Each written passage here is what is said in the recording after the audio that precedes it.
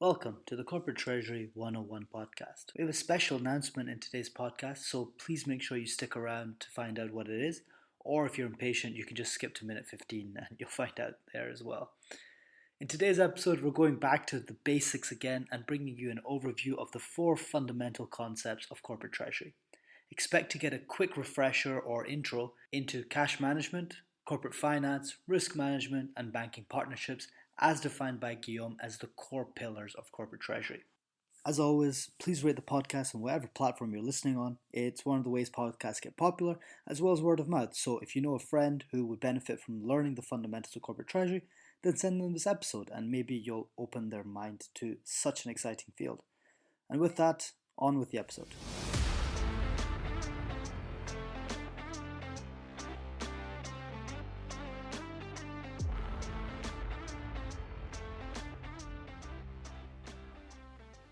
Guillaume, welcome back to the podcast. It's been a long time since just been the two of us. Very true. What a pleasure, Hussam. We've had so many cool guests recently. Very much indeed. Daniel, a lot. Mike, Yes, a lot indeed. as well. We've got some more cool guests coming up later this week as well. It's only the beginning. It is indeed. It is indeed.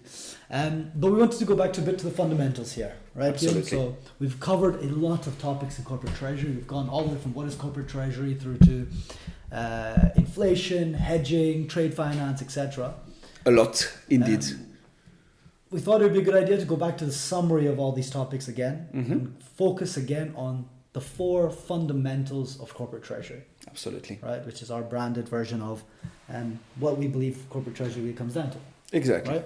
So for our listeners today, can we just get a summary of what are those four fundamentals and an overview of each, just so that we ground ourselves again in the basics? Absolutely. So that's part of the first episode we released, but indeed, it's always good to have a small reminder, a refresher. So the four fundamentals, according to Hussam and Guillaume, are first one, cash management. The second one, corporate finance. The third one is risk management, one of the very interesting topics. And the fourth is, last but not least, bank partnerships management. Which one would you like to start with, Hussam? Let's start at the start. That Cash sounds- management. That sounds great. What is cash management again? So cash management includes a lot of things. In a business, you obviously receive money and you get money out, right? You receive money from your clients most of the time, and you pay your suppliers, employees, taxes. Nobody can escape them, and so on. So cash management begins with optimizing and making sure you receive your money from your clients on time, and organizing how the money gets out as well. So how do you pay your suppliers, when, and so on. This is really the two first most important part of cash management. Once those are properly set up, you have other aspects of cash management that are important to treat as a corporate treasurer. First one is what happens when you are short on cash, meaning you have a lot of expenses before you actually get the money in from your client. This typically happens in the wholesaling business, right? So you need to fund or finance your activity, and this is part of the cash management. There is also the other way around. When you have a lot of cash, when you have excess of cash, then what do you do? Because you don't want your cash to sit on a bank account. So you need to optimize the return on it, invest it. This is part of the cash management area as well. Another important part is cash flow forecasting. The things we just covered needs to be included into cash flow forecasting. When you run a business, you want to see at 1 week, 1 month, 3 months period of time, what's coming in, what is potentially going out, and what you will need to do in terms of cash management. Will you need to invest your money because you have too much? Will you need to fund your activity because you have too little? And this is cash flow forecasting. Last but not least, into cash management, we have liquidity management. And this is, in short, making sure you comply with your financial obligation on time. And in order to do so, you need to have the agreed upon amount of cash to get out, right? Your supplier expects you to pay them on a certain time. You need to make sure you have the liquidity of cash in order to do so. In corporate treasury, you're really looking at the live balance that you have in terms of cash, right? So even if you know in the month you're going to make, I don't know, let's say $5,000 of profit, of revenue, right, coming in, and your expenses are $2,000 for that month, then net to an accountant, you're good, right? But to a corporate treasurer, you need to look at the next level of details that, hey, I'm actually going to have to pay that 2,000 at the start of the month, and I only get paid the 5,000 at the end of the month. So I don't have that 2,000 yet because I get paid later. So that's where cash management comes in, I guess, to say, hey, look, this is coming earlier than when I get the money in. I don't have the cash available right now to pay the 2,000, but I will in a few weeks. How do I manage that offset? And that's if your cash management is negative, right? You're in a bad position. Or ideally, you're the other way around, where you have the 5,000 coming at the start of the month, you're paying your bills at the end of the month, and then you're good because you have the cash from the 5,000. That's how it works, right? Very good. So move on to the next one. So corporate finance, Guillaume, take us through that. We're going very quickly here. Explain to us corporate finance. Corporate finance is highly linked to cash management. So the most important points, and we discussed them on the podcast, are funding and investment. This is part of corporate finance. We just discussed, okay, when you're short on cash, you need to find a source of cash for a moment to fund your activity and then repay it once your clients have paid you. But so what does it mean, funding? Like, how much do you need? When? Do you need it short term, mid term, long term? Short term being less than a year, and often like a few weeks or a few months. Mid term is more like a couple of months, 6 months, and so forth. And long term is really, okay, I need to fund my activity for more than a year. So that's one of the important metrics. Then you look at, okay, what type of instrument do I want to fund myself with? Do I want to issue debt? Do I want to issue equity? Do I want to borrow money? So have a debt instrument.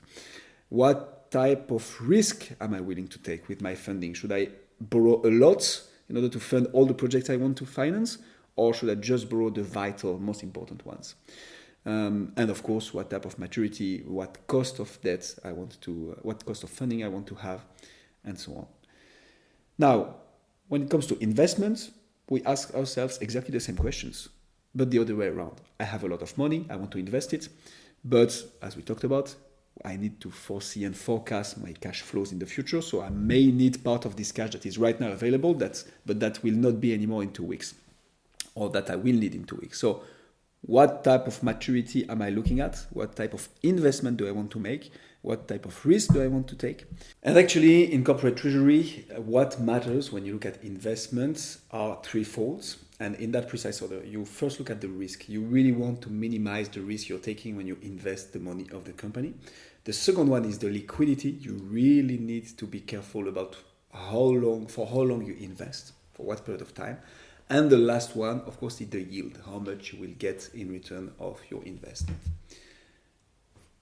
And this is most of corporate finance. The final aspect is trade finance. This is also part of the corporate finance. This is more of a category when you want to enable international trade and doing business with third parties you don't know much about. Meaning companies that you basically do not trust, and you cannot trust because you just never did business with them. So you involve a bank or a financial institution to guarantee part of the deal and the business you're making with those companies in exchange of a fee, of course. So corporate finance is all about when you have the cash or you don't have the cash, how do you get it or what do you do with it, right? Exactly. So cash management was more understanding what your cash situation is and managing it. But then once you have the cash, what do you do with it, right? You invest it mid, short, long term, taking into account what we talked about in our episode on corporate finance at the start of our podcast series, which was you're looking at security, liquidity and yield, exactly. Right? Yeah. So that's what you're looking at when it comes to investing your cash, but also funding cash. So if in the situation where your treasury negative, your cash management is negative, you need to bridge the gap and you need funding to do that. Yeah. Right? Or it's a long-term investment, like you need to build a factory or something, then you need a lot of capital up front, which hopefully you'll make back over the long term, but you need to still fund it somehow. So that's corporate finance. Very Spot good. on. And trade finance, great episode with Ellen Lawyers that we did. Absolutely. Definitely worth checking out as well. Yeah. It'll be in the show notes. First guest of the podcast. She was indeed. So that was really well explained there as well. But indeed, it's the enabling of that trade, right? Yeah. With letters of credit and banks helping guarantee purchases, etc. Awesome. Moving on quickly. Risk management. Risk management. So this is one of the most successful episodes we had on our podcast so far. Risk management. Apparently people are interested into risk management, and we can understand it's a fascinating topic. So when it tell risk management, we mean, of course, financial risk management, right? Here again, we have different financial risk we're exposed to when we look at finance and international and financial markets. The main ones we look at when we talk about corporate treasury are interest rates risk management, foreign exchange risk management, and another one is counterparty risk management, with something that our listeners may have heard already, with the rating agencies. Starting with the interest risk management. So when you fund or finance project of your business, of your company, obviously you borrow money, and this borrowing has a cost, right? This cost is based on the interest rates. And when this cost of money goes up, which is typically the case right now, we are recording this episode on the 8th or 9th of October 2022, and interest rates are skyrocketing. They're really going up a lot in order to fight against inflation. That's something we covered in one of our episodes.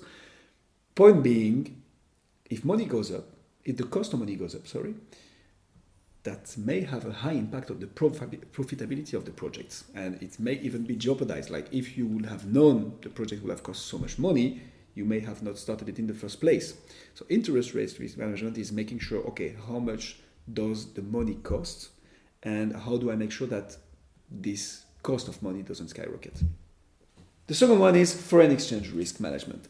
This is something you want to look at when you do business with a company that uses a different currency than you, and typically when you will receive money from them. So when you sign a contract with a client in the United States, for instance, and you're Husam's company and you operate in Europe because you're based in Europe, you take the risk when you sign the contract with them, but you will receive the money only after a certain period of time, that the value of the currency you will receive decreases against the one you are operating in. Meaning, the money that you are supposed to receive at the moment you sign the contract is worth less at the moment you actually receive it. Or more. Or more, indeed. But you want to prevent yourself from the risk of it decreases. And you don't want to take the risk of gambling this or taking this bet. But it's indeed one of the potential scenarios. And in order to do that, you need to take care of your foreign exchange risk management. There are different tools you can use in order to prevent yourself against that.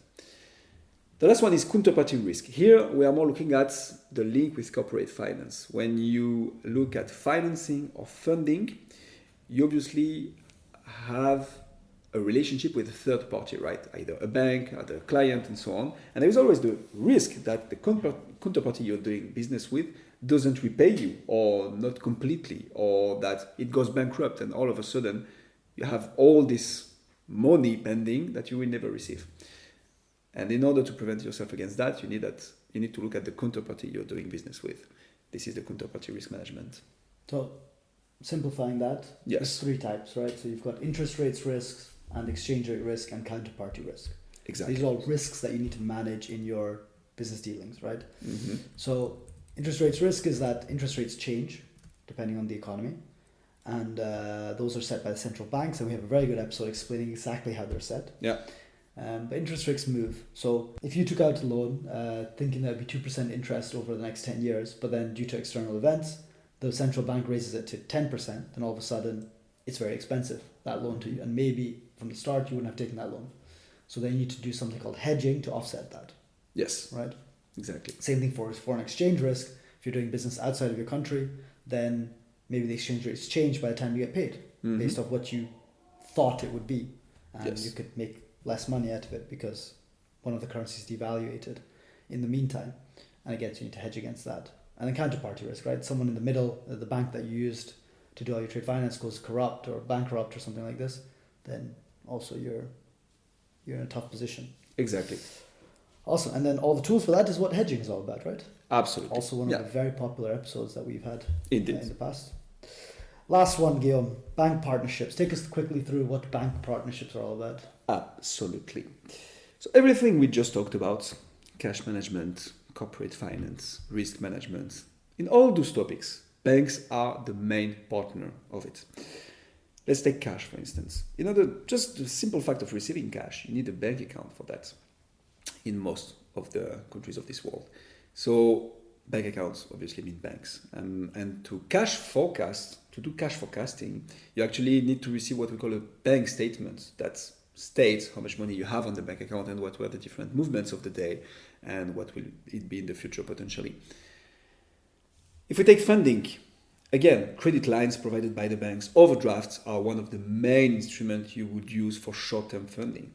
When you look at investments, banks, among other, are the financial institutions that are allowed to trade on the financial markets and to issue those investment instruments.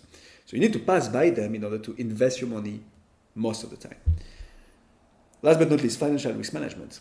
Bank is the one able to provide you with the financial instrument to cope with that and to do hedges. Hedging pass by derivatives, and derivatives are managed by the banks. Because of all that, you need to manage the bank partners of your company, of your group, very thoroughly. And this is why we made it one of the main fundamentals, of the 4 fundamentals actually, of Corporate Treasury by Guillaume and Guillaume. Awesome. So basically all the other fundamental topics are enabled by banks. And Indeed. Banks are people at the end of the day. So having a good relationship with those people and having a good partnership is fundamental to enabling your corporate treasury activities. Spot on. Very clear. Guillaume, that was super cool. So very fast overview of all of the fundamentals of corporate treasury. If our listeners want to get more details on that, see examples, see how they can understand it better, maybe have something as a tool, where can they go? So there are 2 options here. Obviously, we had full, very descriptive, in details, friendly conversational episodes about that. Those are the first ones we published on the podcast, actually. But there is a second option. We just wrote an ebook, actually. We wanted a paper, or more to say, digital format on the ABCs of corporate treasury, and we just thought, okay, let's write an ebook. In this ebook, you will learn everything there is to know on the basics of corporate treasury.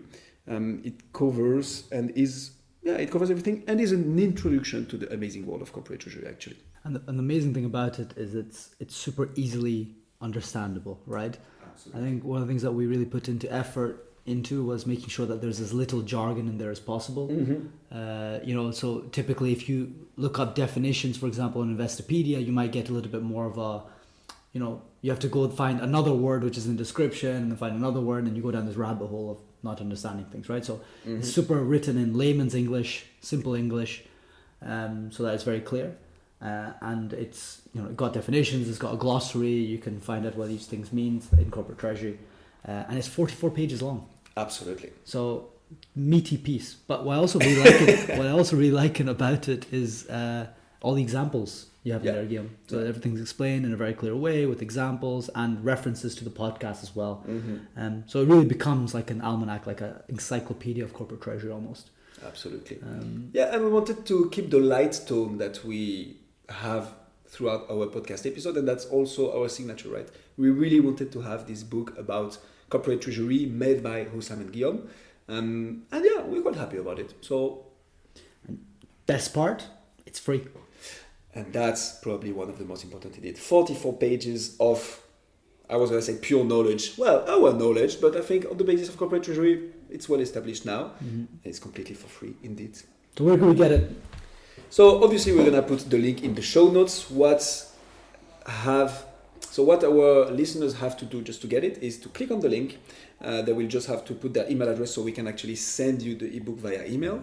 So just populate your email address, your name, and the book is yours. So just go for it. We made it 44 pages long, which it's not small. So there is 2 ways of looking at it. It's digestible enough to go through it in one go. Of course, absolutely. You just take 1 or 2 hours and you go through the whole book. Or you could cherry pick whatever interests you. We covered the 4 fundamentals that we just discussed about, but we also kept some surprises for the people who are going to download the ebook. We really hope you appreciate it. We're quite happy about it. So just go on the link, download the ebook, go and read whatever you want, the whole shabab if you like, some key topics to your eyes if you like, whatever it fits for you. No, and just a hint, there's a special episode inside the ebook. Absolutely. As well, only for the people that download it. So Indeed. episode which is not published anywhere else. Yeah. going over some really interesting topics. So that's super cool. Absolutely. And you'll find out when you download it. Guillaume, thanks so much. Thanks a lot, Sam. Download the ebook, everyone. It's in the show notes below. Also, if you see it on our Instagram, our LinkedIn, go follow us on Instagram at Corporate Treasury 101. Yeah. And if you want, send us an email at treasurypodcast@gmail.com. Sounds like perfect. And that's it. Thank you very much. Thanks a lot, Sam.